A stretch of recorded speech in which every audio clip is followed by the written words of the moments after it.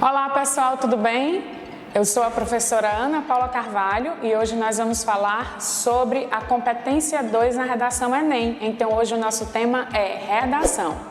A competência 2, ela está relacionada ao fato de o nosso texto de Enem ser um texto dissertativo argumentativo, ou seja, nós temos um texto em que você não apenas apresenta as ideias, mas que você também defende essas ideias apresentadas. Por isso o texto se chama dessa maneira.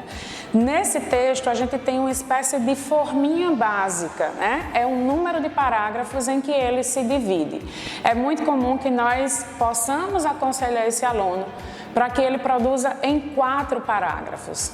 Um parágrafo inicial a gente chama de parágrafo de tese, o segundo parágrafo será o seu primeiro parágrafo de argumento, o terceiro parágrafo será o seu segundo parágrafo de argumento e o último parágrafo é o que nós chamamos de parágrafo de intervenção. É muito interessante que a gente lembre que essa competência ela também está relacionada à produção temática, ou seja, é interessante que você entenda o recorte do tema, o limite que o tema lhe propõe e que você produza dentro desse limite, dentro desse recorte, para que você não fuja do tema. A associação entre essa técnica e esse tema, lembra disso, vai resultar em de 0 a 200 pontos, a depender de como você produz essa redação.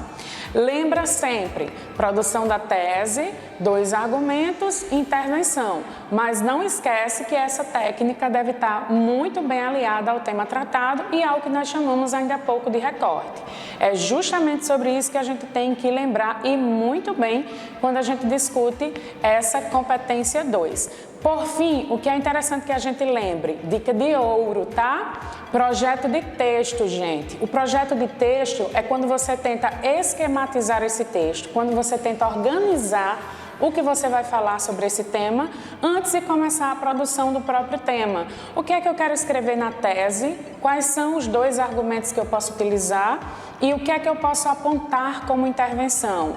Isso vai levar alguns poucos minutos, mas vai economizar muito do seu tempo de prova, em especial no dia de redação, que a gente precisa de uma administração maior do tempo. Tá? Não esquece que a intervenção vai exigir de você que você responda algumas perguntas, então já vai sinalizando essas respostas no projeto de texto também.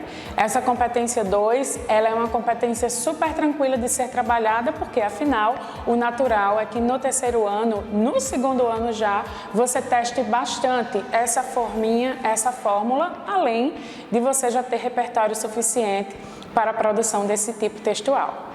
É isso aí, pessoal. Obrigada. Até a próxima.